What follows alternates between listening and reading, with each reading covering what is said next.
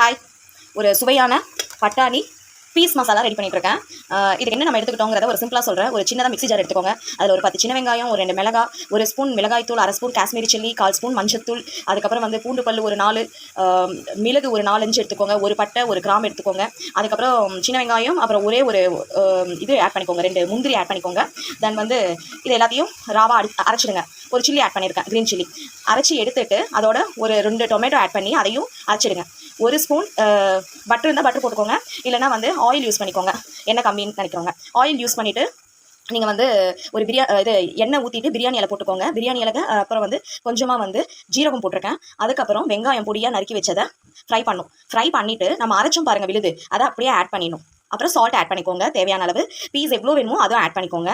இது நல்லா வந்து இதாகிடும். நமக்கு இதில் வேணும்னா பன்னீர் ஆட் பண்ணிக்கலாம். நான் பன்னீர் ஆட் பண்ணல, ரைஸ்க்காக வெறும் பீஸ் மசாலா ஒரு ஃபியூ மினிட்ஸில் வந்து ரெடி ஆகிடும். இங்கே பாருங்கள், ஆஃப் பண்ண போகிறேன். Piece masala ready. இது வந்து நீங்கள் சப்பாத்தி, பூரி, ரைஸ் எல்லாத்துக்குமே தொட்டுக்கலாம். ரொம்ப டேஸ்டியாக இருக்கும். கண்டிப்பாக செஞ்சு பாருங்கள். பிடிச்சிருந்தா லைக் போடுங்க. வெரி ஹாட் அண்ட் பெப்பர் டேஸ்ட்டோட பீஸ் மசாலா ரெடி. இது fried rice, white rice, chapati, puri எல்லாத்துக்கும் எடுத்துக்கலாம். பசங்களுக்கு, குட்டீஸ்க்குலாம் ரொம்ப பிடிக்கும், எல்லாருக்கும் பிடிக்கும். யங்ஸ்டர்ஸ்க்கு கண்டிப்பாக செஞ்சு பாருங்கள். பிடிச்சிருந்தா லைக் பண்ணுங்கள். பாய்.